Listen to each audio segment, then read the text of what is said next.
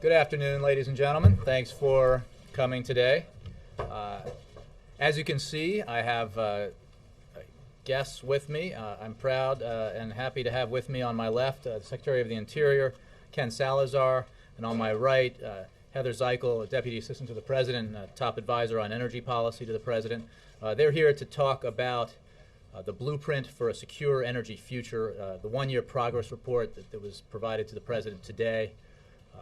What I'd like to do, as you know, when I have visitors like this, is have them speak to you for a few moments at the top, for you to address the questions you have on their issues at the top, and then we can allow them to exit, and I'll take questions on other subjects.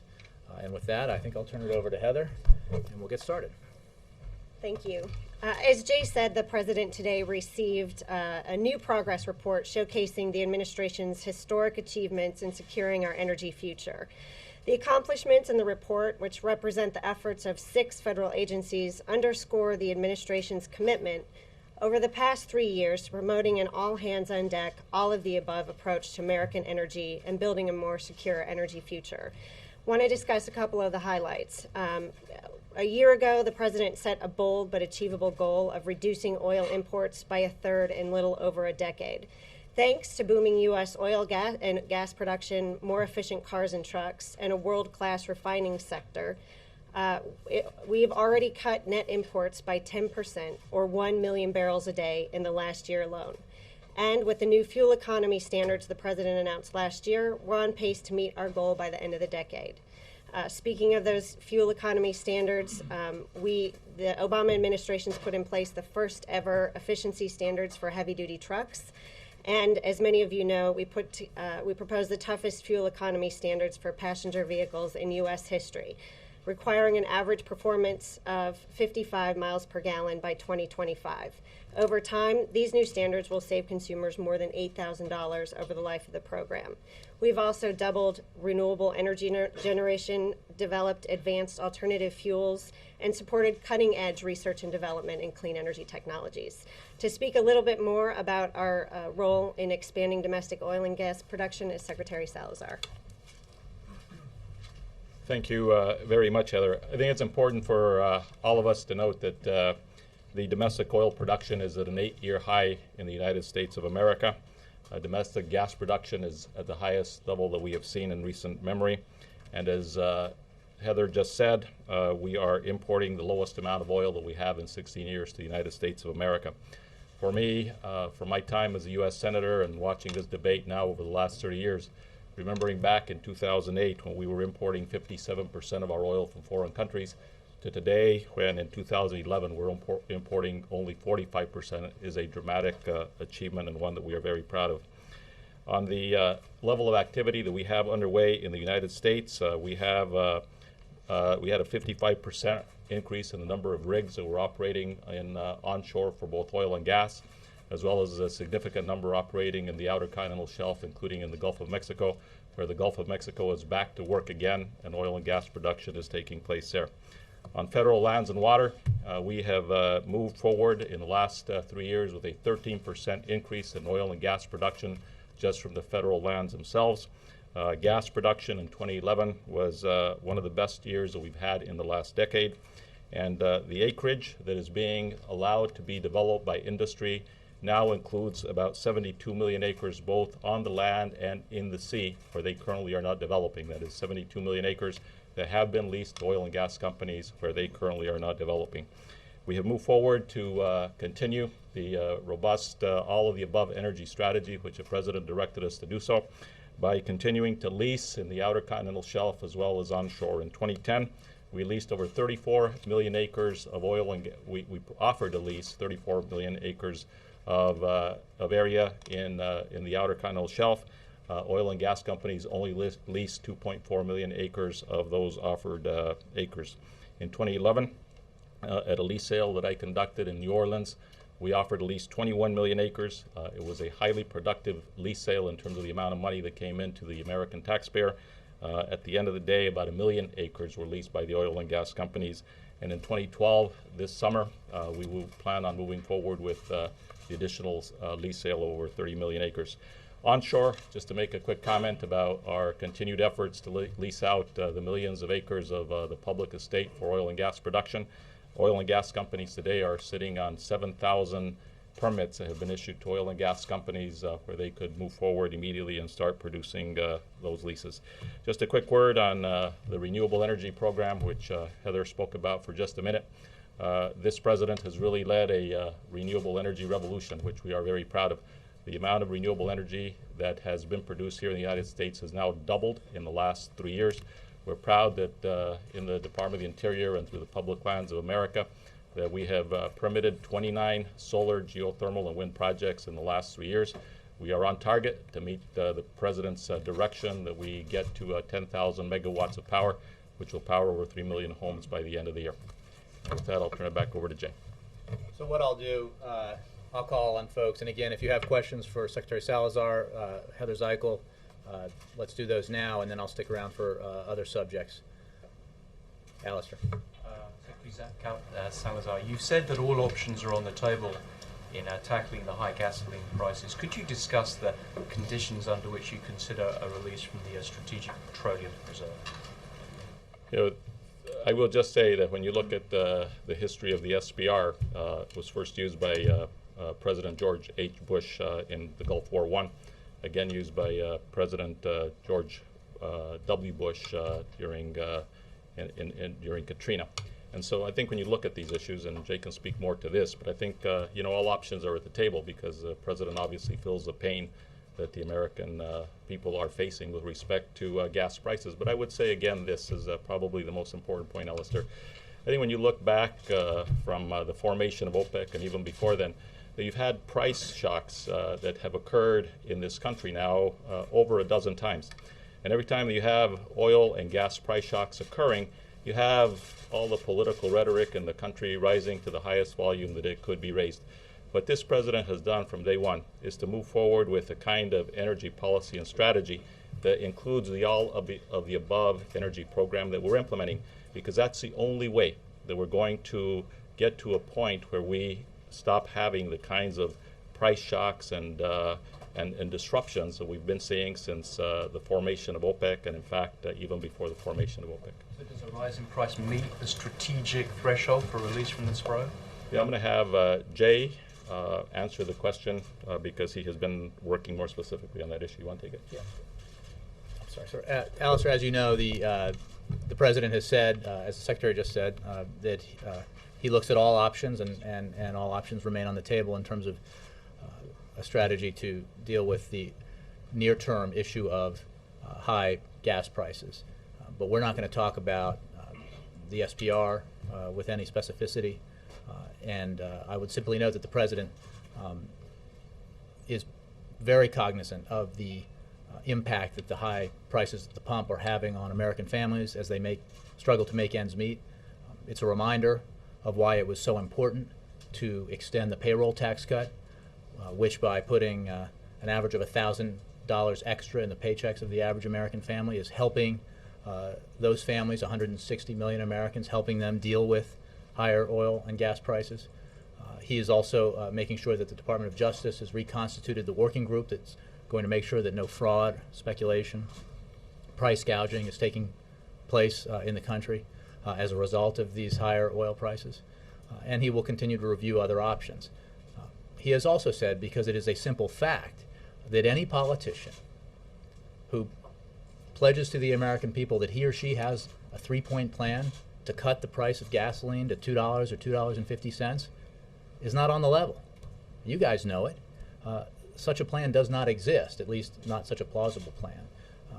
The global price of oil is affected by a variety of factors, some of which are well beyond the control of any administration.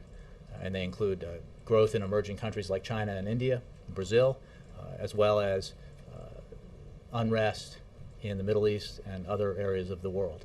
That's why the President is focused on the things that we can control, the things that Secretaries Salazar and Heather were talking about in terms of an all-of-the-above energy approach.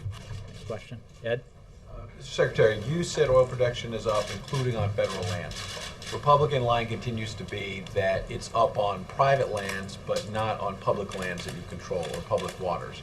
Are you putting those stats together to get production is up, or do you have stats they don't have? We're trying to sort out who's right, because Republicans keep saying production is not up on federal land, it's up on private land.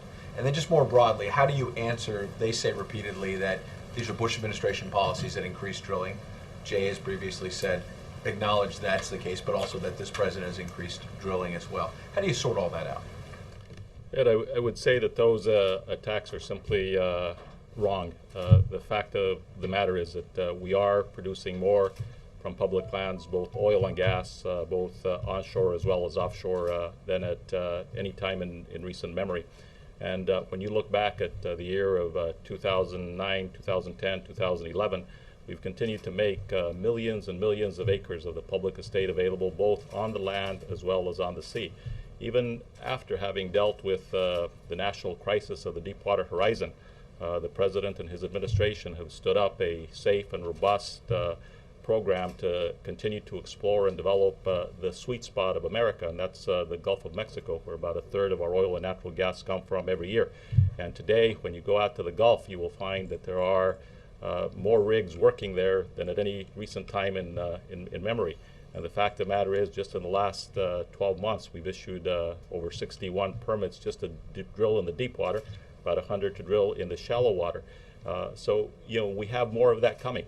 When you think about Alaska, where the National Petroleum Reserve has essentially been off limits because of bureaucracies that have happened during Republican and Democratic administrations of the past, this administration has essentially solved the problems so that we're going to be seeing development in the NPRA for the first time in history.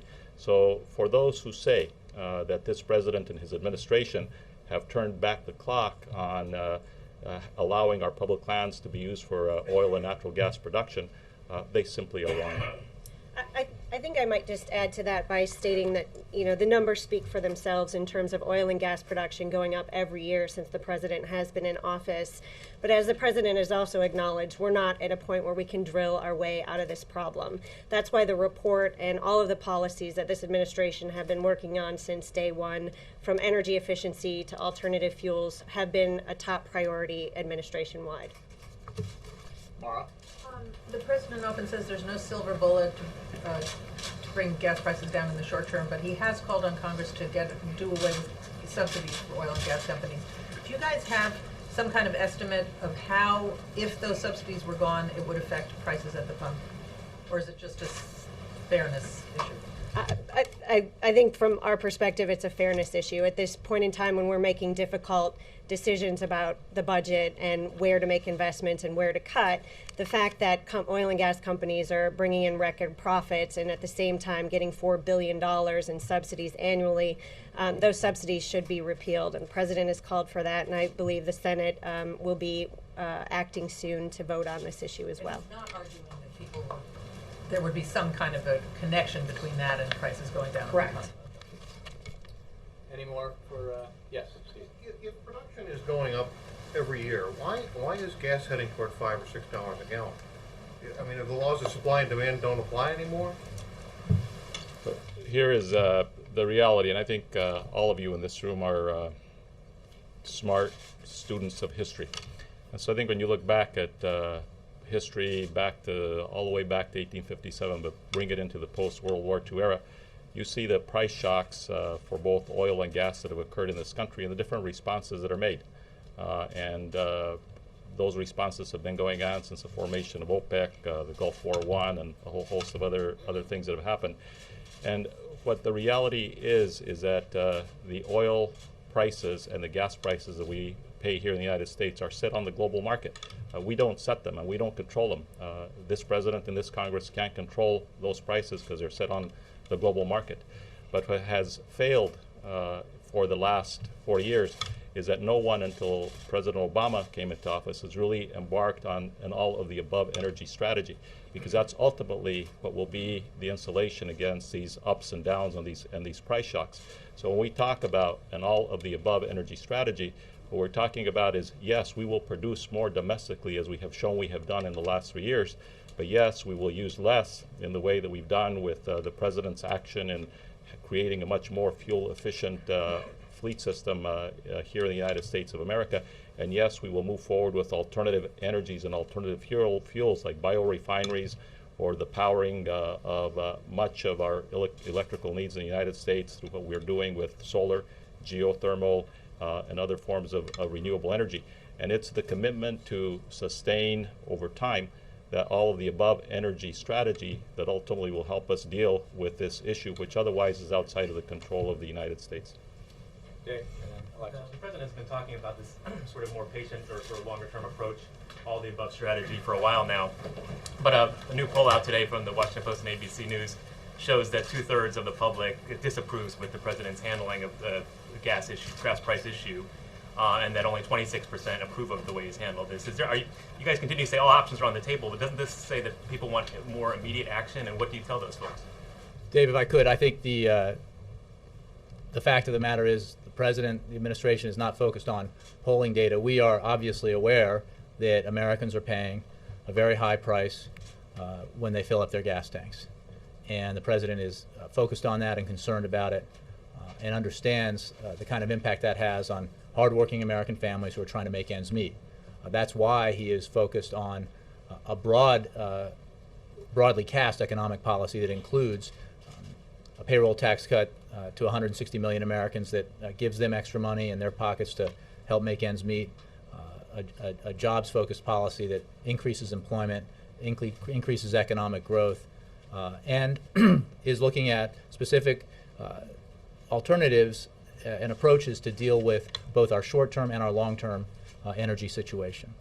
But it is a fact, and this goes to the question that Steve had about why the price of oil is up, that if drilling were the answer, if increasing drilling were the answer in the United States to lowering prices at the pump, we would be seeing lower prices at the pump, because under President Obama, we have increased significantly domestic oil and gas production.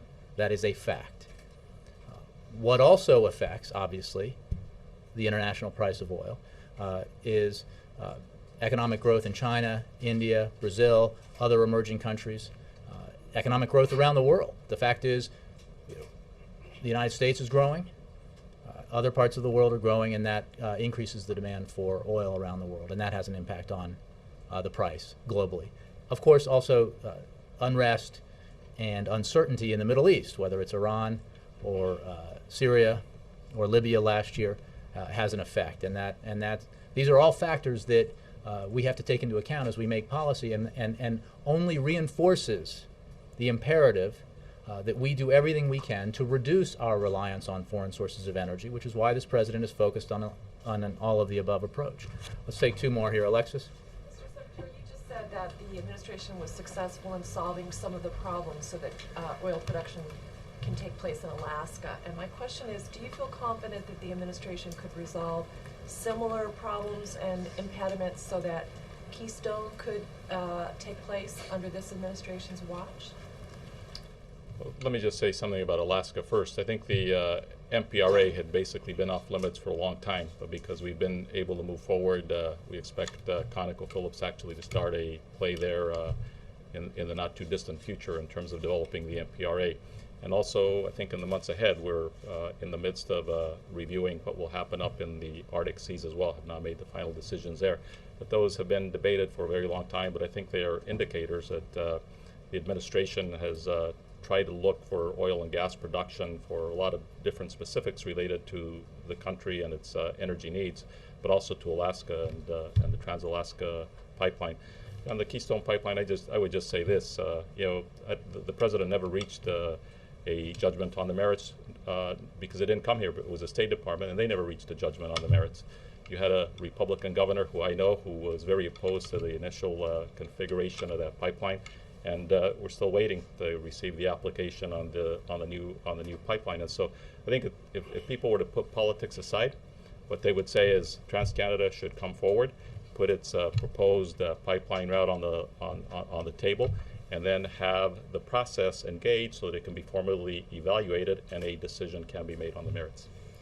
And I would just add to that, one of the things we were encouraged by is the fact that the Cushing, Oklahoma to Port Arthur section of the pipeline will be going forward. And from our perspective, that's certainly an opportunity to create jobs, but also to address an energy challenge. In Cushing, we have a glut of oil. We'll be able to move that oil more efficiently and effectively.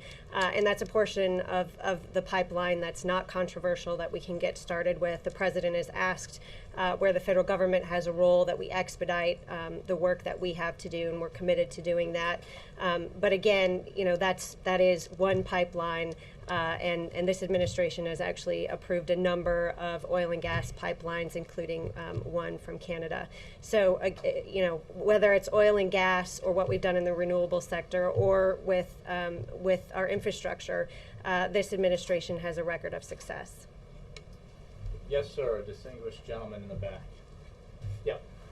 Yes, I was wondering what the administration calculates the jitters premium, uncertainty in the Middle East, to be in the price of a barrel of oil today. The API says it's 15%. I hear it's much higher. I don't think that I can tell you specifically what that number is, but as Jay has mentioned, what we're seeing today, and certainly the president recognizes the pain that families are seeing at the pump when they're already struggling to make ends meet, that those outside forces, including what we're seeing in terms of growth and demand from emerging economies, China and India, with millions of new drivers on the road, as well as the increased tensions in the Middle East. We know those are driving up prices, and we know that's having an impact on American consumers. And that's why the president has directed his cabinet to take all actions available to help address these challenges in the near term. Thank you all. Thanks very much, sir. Thank you. Heather.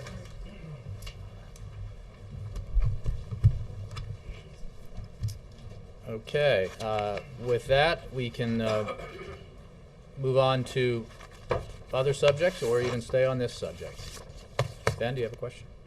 Yeah, a couple about the civilians in Afghanistan that were killed by the American soldier. Did you have a statement on that you want to read, or should I just jump in? No, go ahead. Okay. So, first of all, is this incident one that the president fears puts Americans in jeopardy there? Well, the president is always concerned about the well-being and welfare of Americans stationed overseas, especially in a place like Afghanistan, both men and women in uniform as well as our civilian personnel. And that is certainly the case in Afghanistan. For specifics about what actions may be being taken by the military or by the civilian presence there, I would refer you to the State Department or the Defense Department, specifically with regards to the aftermath of this incident. But you can be sure that the president remains very concerned about that, and will continue to be so. Does this incident affect the president's thinking at all about the pace of withdrawal of American troops? I think it's important to remember, Ben, that the president's policy in Afghanistan, which was announced after a very careful and thorough review of a war there that had, under the previous administration, begun to drift, that lacked a coherent set of priorities and goals, has been to focus on our number one priority, which is to disrupt, dismantle, and defeat al-Qaeda. And in service of that objective, to help stabilize Afghanistan to the point where Afghan security forces can begin to take over responsibility for the safety and security of that country. Because, after all, there is one reason why U.S. forces were sent to Afghanistan, and that is because the United States was attacked on September 11, 2001, in a plot that was hatched in Afghanistan by al-Qaeda leaders. That remains his objective, and that has not changed. And it is important to remember that as part of that strategy, the president has been, and ISAF forces have been, drawing down already. After the surge in forces have been drawing down, as announced previously. And that will continue. As will be discussed in Chicago when NATO ministers meet and NATO heads of state meet, that process will continue, so that in accordance with NATO policy set in Lisbon, the Afghans will take over control for the security of their country by the end of 2014. The pace of that withdrawal will depend on a variety of factors that will certainly be discussed in Chicago at the NATO meeting, and will be discussed running up to Chicago and in the aftermath of Chicago. And it will be determined by a variety of factors related to the situation on the ground. But it is important in the aftermath of this terrible and tragic incident to remember why we are there and what our objectives are in terms of the United States national security. You keep drawing us back to that broader objective, which I understand, but in the meantime, you have the Koran burning incident. In the aftermath of that, Americans killed by the Afghans that we're serving with. Now you have this tragedy of an American killing children in their sleep. When you say there are many factors that could affect when we pull out, can you tell us whether something like this would affect the president's thinking?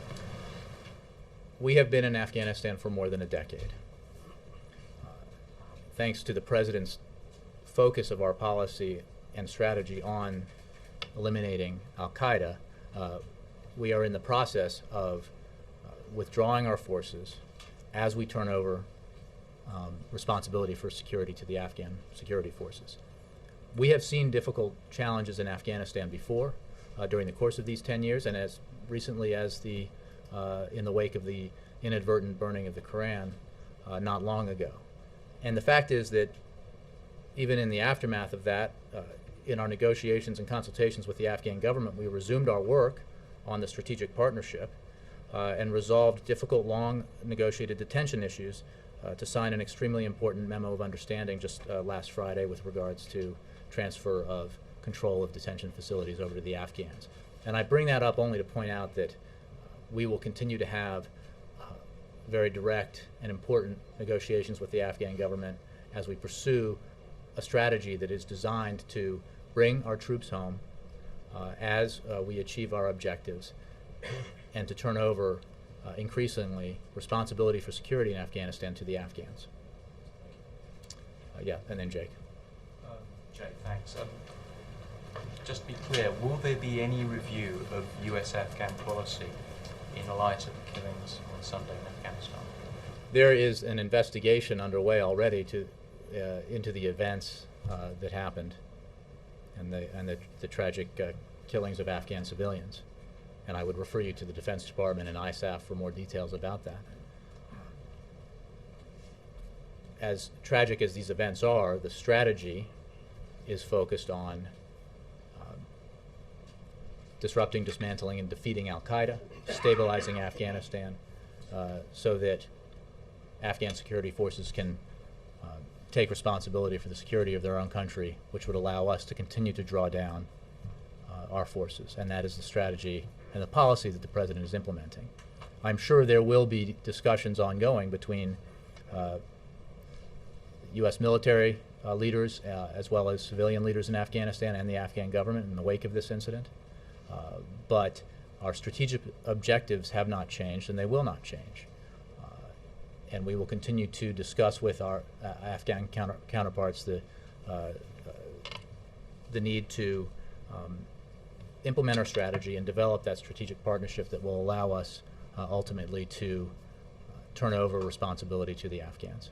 Is the president worried that the incident could harm his own standing with the American people who are worried about America's role in Afghanistan? The president is focused on the national security interests of this country. And when he was campaigning for this office, he made clear that if elected president, he would refocus attention on our efforts in Afghanistan, attention which had flagged because of the focus on Iraq under the previous administration, because he felt that our number one objective in the wake of 9/11 should be to eliminate al-Qaeda. The development and implementation of his Afghanistan strategy was meant to do just that, refocus our priorities, make clear what we are in Afghanistan to do, and make clear that we are not there to do more than that. He has focused very clearly on the implementation of that strategy, and it has, I think, by any standards, met with some success with regards to diminishing al-Qaeda. But that fight continues, and this president is committed to fulfilling his responsibility as commander-in-chief to ensure that al-Qaeda does not pose a threat to the United States or its citizens. Jake, and then Alexis. A couple weeks ago, I asked you if you had any idea how many al-Qaeda members there were in Afghanistan. It had been under 100 a couple of years ago when then CIA Director Panetta said, do you have an updated number? I don't. I mean, that's probably an intelligence assessment that, if I did have it, I might not be able to share with you. But what I think was true then remains true now, which is that the region between Afghanistan and Pakistan has been a focal point of our efforts, and that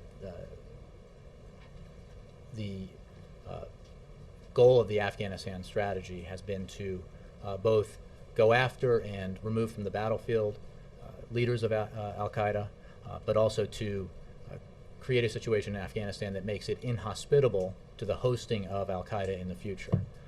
And that effort continues. Well, okay, here's the larger question.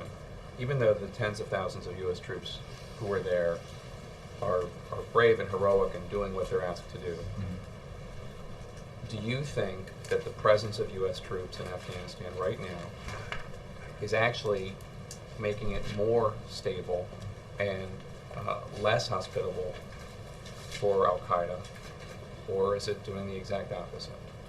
I don't think there's any doubt that we have had success in the implementation of this strategy in making life a lot harder for al-Qaeda. And that has been a direct result of the president's approach in Afghanistan and Pakistan.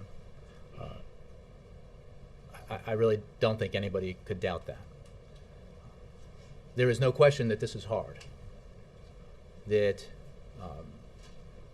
the situation in Afghanistan has been and remains difficult, and the challenges that our men and women face are significant. But it is important to remember that it is all done in the name of and with a focus on the number one priority, which is to enhance American national security interests by disrupting, dismantling, and ultimately defeating al-Qaeda. And the stabilization of Afghanistan, of its government, and the building up of its security forces is done in service of that goal. And that's why the mission is so important. It is not the case, and this was debated at the time, that our policy is or should be about trying to create a Jeffersonian ideal in Afghanistan. That's not going to happen. And I know that's not what you're saying, but I'm making this point in the context of why the focus of the mission is so important. One national security expert said to me, we've reached our sell-by date there. We've been there a long time.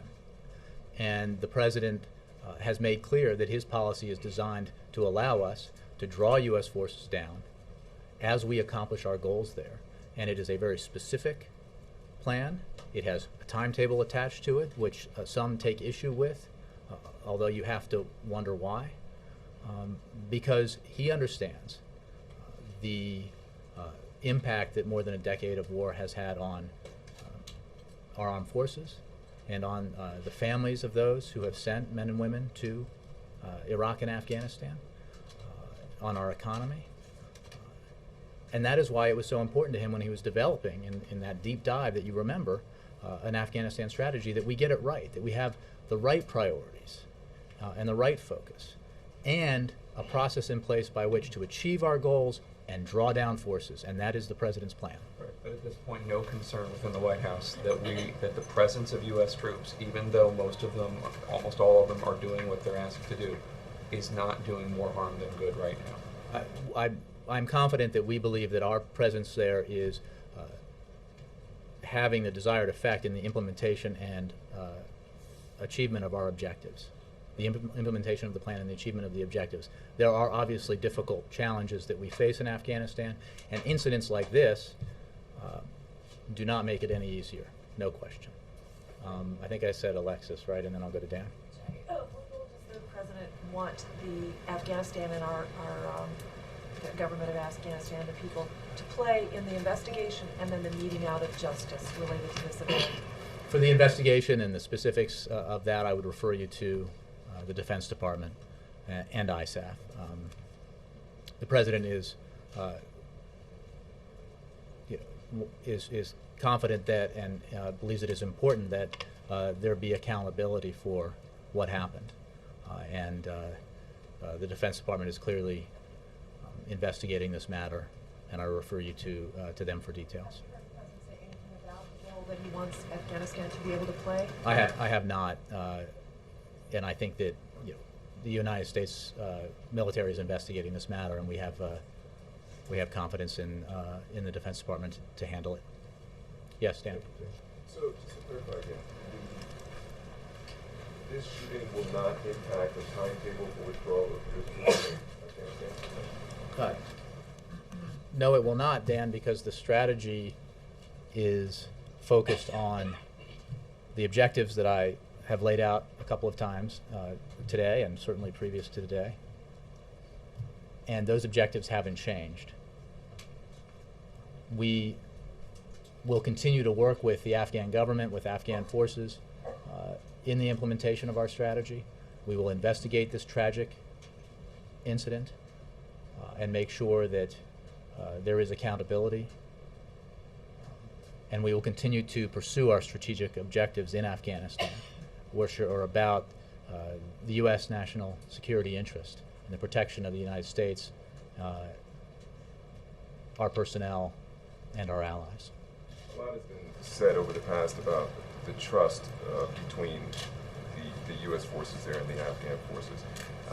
Is there concern at all that this could further impact the skepticism between the U.S. and Afghanistan? Well, I would probably suggest that the best people to answer that question are the Defense Department or in Afghanistan, both military and civilian. This is a challenging time, there's no question. The focus of our policy is designed to hand over greater authority to and responsibility to Afghan security forces and the Afghan government. I think that demonstrates that our interest is not in staying any longer than we have to. It is a strategy that fully respects the sovereignty of the Afghan nation and the Afghan people, and we will continue to focus on the implementation of that strategy, to continue to focus on taking the fight to Al-Qaeda. There is a reconciliation process, Afghan-led, that is an important element as we move forward, and all of these aspects will continue. Another matter here, in 5 counties in southern Illinois, I'm told, were denied disaster aid from FEMA, and I'm wondering why. From Illinois? Because of tornadoes and other storm damage there, they've requested disaster aid. It's been denied, and I'm wondering if you can tell us why. Well, Dan, as you know, the process by which FEMA evaluates requests for disaster declarations is the same no matter which state makes the request. And the criteria that allow for the approval of a declaration for Kentucky, for example, are the same criteria that may result in a denial, at least for now, to another state because those they haven't been met, and it is judged based on those objective criteria that the state in question has the wherewithal to handle storm recovery on its own. But FEMA has a lot of regional offices, a lot of presence on the ground in these affected states, and the evaluation process continues, and our efforts at the federal level to assist those states that have been affected by these storms will continue. Yes, Mara. Quick question. Is the president still planning on going to watch the basketball game tomorrow? That's still... His schedule has not changed. Okay. And just to follow up on the Afghan questions, because you seem to be saying 2 different things. I just want to get this clear. First, you said to Dan, no, it will not have any impact on the timetable, but earlier you said the pace of the withdrawal will be determined by a variety of factors. we have to assume this is one of the factors that the NATO ministers will discuss. Well, a couple of points. I think you're finding a distinction that doesn't exist. The focus of our overall strategy is not in reaction to a single event, and any more than it was 2 months ago. The evaluations of the pace of the drawdown will continue based on a variety of assessments made by U.S. military leaders as well as leaders of our ISAF partners. And I think my point to Dan was that this incident does not change the strategic imperative that is embodied in the President's strategy. He said he wouldn't change the timetable, which Well, is I quite don't believe different it than will the change. goal. Let me be clear. I do not believe that this incident will change the timetable of a strategy that was designed and is being implemented in a way to allow for the withdrawal of U.S. forces, to allow for the transfer of lead security authority over to the Afghans, and a process that will be completed no later than the end of 2014. And the discussions about the pace of that drawdown have been ongoing, as I think Secretary Panetta discussed not long ago, as he was having discussions with fellow defense ministers, and will certainly be a subject of discussion among heads of state in Chicago at the NATO meeting there in May. Kristen, and then I want to move around a little bit. Yeah. Thanks, Jay. Turning to Syria, you have said repeatedly that Assad's fall is imminent, and yet, according to recent reports, U.S. senior intelligence officials have said that Assad actually holds a strong position in Syria. So, do you continue to argue that his fall is imminent, and if so, how? What's the Recent reports of citing anonymous sources are saying whatever they're saying. Well, look, we and believe also that we've seen as the president, uptick in violence. well, there's no question that Assad continues his brutal assault on his own people. There is no doubt about that. We continue to believe that it is not a matter of if, but when Assad will be removed or remove himself from power.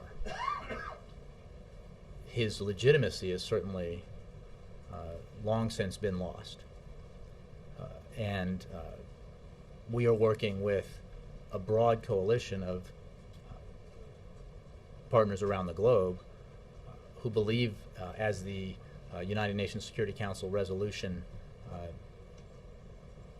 made clear, that there needs to be a transition in Syria. There needs to be, first, a cessation of the brutal assault on the Syrian people, and then a transition that allows for the greater fulfillment of the aspirations of the Syrian people. That continues to be our policy. We're not going to put a time by which that will happen. We will simply continue to work with our international partners to pressure Assad, to isolate him, to make the cost of his assault increasingly higher, and work in any way that we can to assist the Syrian people who are suffering greatly under his brutality. And according to a Washington Post report, there have been more discussions about possible military intervention, possibly arming the opposition forces there. Can you confirm those reports?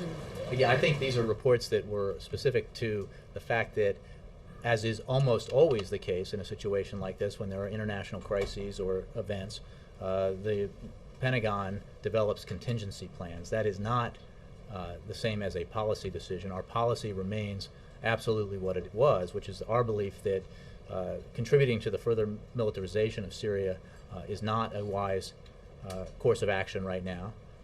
It would cause, it could potentially lead down a dangerous road, and we are focused instead on what I just described to you, which was working with our international partners to help provide whatever assistance, humanitarian assistance we can to the Syrian people, as well as continuing to pressure and isolate Assad. I don't know if Terry Gruca is here. Yes, Terry, did you have a question? I did. From Austin, Texas? Back to your energy policy talk. I know last week there were some congressional hearings about alternatives, Mm-hmm. and one gentleman in the crowd had talked about how alternatives are great in theory, but it's difficult to get Americans to buy them, in part because they're so expensive right now. How do you fix that? Well, the president's approach in his all-of-the-above energy policy is to invest in clean energy technologies so that they become industries that create jobs in this country, not just overseas, and in ways that help reduce the price of alternative energy. A good example is our increasing share of the international market in advanced battery technology. As greater breakthroughs are made in advanced battery technologies, the cost of those batteries declines, which results in a reduced price for the vehicles that use those batteries, and obviously that savings is passed on to the consumer. It is simply a fact in the world that we live in that someone will dominate the alternative energy markets, alternative energy industries, like wind, solar, biofuels, advanced batteries. The President believes that those are quality industries that create well-paid jobs, and he believes they should be here in the United States. That we should not change our reliance on foreign sources of oil to a reliance on foreign sources of alternative energy. And moreover, we create those jobs here, and we reduce our dependence on foreign sources. So it's a win-win. That's why you have to have this long-term strategy, because as he and others have said, we have 2% of the world's oil reserves. We consume 20% of the world's oil. There is no way, with those two facts in front of you, that you can drill your way out of the problem that we have. You have to do more than just drill. You have to drill. You have to increase drilling. You have to increase production. The President's committed to that. But you have to do everything else as well, and that includes not just advanced batteries or biofuels or wind and solar. It means granting the first permit to build a new nuclear power plant in the United States in 30 years, which this administration has done. It's an all-of-the-above approach. Some people argue, though, that that's why gas prices will not, there's not really a push to lower gas prices because you need gas prices to be high in order to get people to buy. Well, that is categorically false. This president is absolutely committed to reducing, to doing everything we can to mitigate the effect of high gas prices on American families and to lower gas prices. What he is not willing to do is to look the American people in the eye and claim that there is a strategy by which he can guarantee the price of gas will be $2.50 at the pump. Any politician who does that is lying, because that strategy does not exist. It is a simple fact that there is no such plan that can guarantee the price of oil or the price at the pump. You have to have an all-of-the-above approach, and that all-of-the-above approach can limit the effects or reduce the effects of high gas prices on Americans. It can also, importantly, reduce our dependence on foreign oil, so that when there are fluctuations in the oil, the price of oil internationally, we are more insulated from the effect of that. Yes, Roger. Thank you. Pat Roberts, the highway bill in the Senate, Pat Roberts has introduced a package of amendments that basically revisits that package that they defeated last week. That was defeated last week. The president was making calls last week to make sure that defeated. I was wondering if he's making calls again on this. I don't have any additional calls to report. I would say, as I said then, when that report emerged, that the president has conversations with members of Congress with some frequency, and we don't read all of them out. Let me give others a chance. Mr. Noller. Jay, what was the reason for the president's meeting with Mayor Bloomberg a few weeks ago? They speak from time to time. The president appreciates the mayor's insights into matters of policy. He appreciates the mayor's leadership on issues like immigration, the economy, and other issues. And he enjoyed the lunch that they had here. A job interview, perhaps? It was not a job. Second term? Absolutely not. No, they were focused on policy matters. And what is the reason the president is taking Prime Minister Cameron to a basketball game? Well, because I think it's an opportunity for the president and the prime minister to spend some time together outside of the official trappings of Washington and the White House, and an opportunity for the president to show the prime minister a slice of American life. You know, March Madness is just getting started. Some of us enjoy it quite a bit. Many Americans do around the country, and he certainly looks forward to sharing that with Prime Minister Cameron. And I'll be happy to attend that event with them just to make sure everything goes according to plan. George, and then Jared. Two questions on Afghanistan. I wonder if you had any response to House Armed Services Chairman Buck McKeon, who said in a speech, he said President Bush gave over 40 speeches about Iraq, trying to educate the country to understand what we're engaged in. President Obama has given 3 speeches about Afghanistan. He hasn't done anything to educate and bring people along.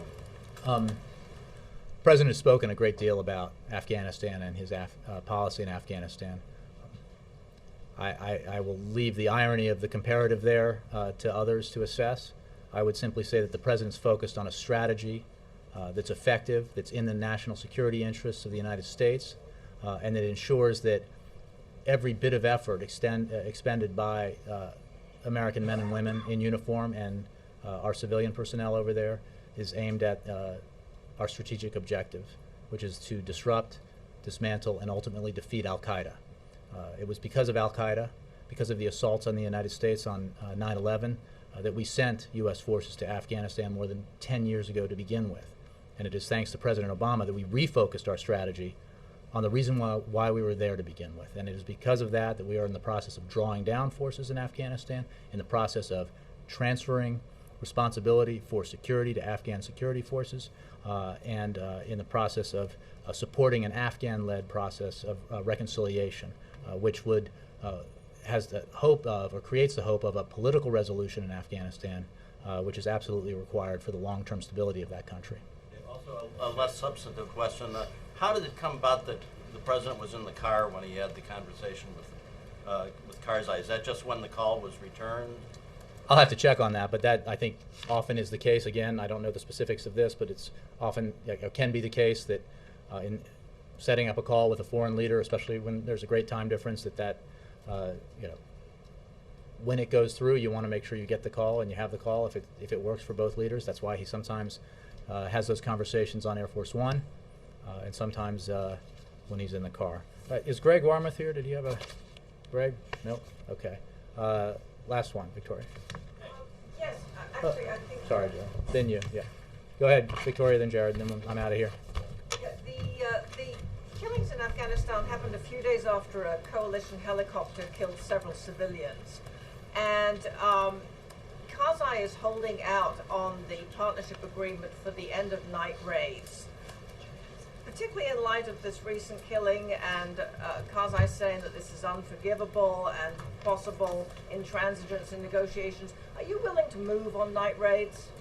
I would refer that question to the Defense Department, to ISAF, perhaps to the State Department. We're focused on implementing our strategy and doing so in a way that ensures the success of that strategy and the safety and security of American personnel, both in Afghanistan and around the world. The specifics of the negotiations with the Afghans I'll leave to Defense Department and the State Department. Jared, I promise you, yep. Jay, one on Afghanistan. You gave it in the answer just now to George, the mantra of disrupt, dismantle, defeat. Where in the priorities list is do no harm? We are in Afghanistan for a reason, and I have, I think, made clear what that reason is. If you're suggesting, as I think you might be, that the actions that happened yesterday were harmful, certainly they were. That's why we have made clear that that's a terrible and tragic incident, which will be fully investigated, and there will be accountability for it. But that is not, as the President made clear in his statement, it does not reflect the actions that seem to have taken place yesterday, do not reflect the mission, they do not reflect the values or the professionalism of the American military men and women who are in Afghanistan, and they are tragic and unfortunate. And I guess on basketball, a little bit lighter. I know that the President's going with the Prime Minister to this game. It's not the best game in the NCAA brackets. Wouldn't he rather? Are you saying that Sirius might pay for a trip if we go to the Final Four or something? I'm just saying there are a lot of Jay, if you want to talk about cross-promotional Sirius XM opportunities, I'd be happy to have that. Okay. I don't know why the president isn't taking our BlackBerry app with him golfing. But, seriously, why isn't he instead catching a little bit of like Bulls Heat Wednesday night, skipping out a little bit early on the dinner? That would be much more fun for everybody, wouldn't it? We'll look at that option. But the look, this is Prime Minister Cameron is here tomorrow and Wednesday. This is the opportunity that presented itself. March Madness is a wonderful tradition in American sports and American culture, and the President very much looks forward to having the Prime Minister join him for this game. You're saying the President would rather watch this game than Bulls Heat? I didn't say that, no. Okay. Do you have anything on Wednesday's schedule about what they're going to do? Is there a news conference? We'll have to provide details for you. I'm sure there will be the traditional interaction with the press, with the Prime Minister. There's a state dinner, of course, and bilateral meetings. Thanks.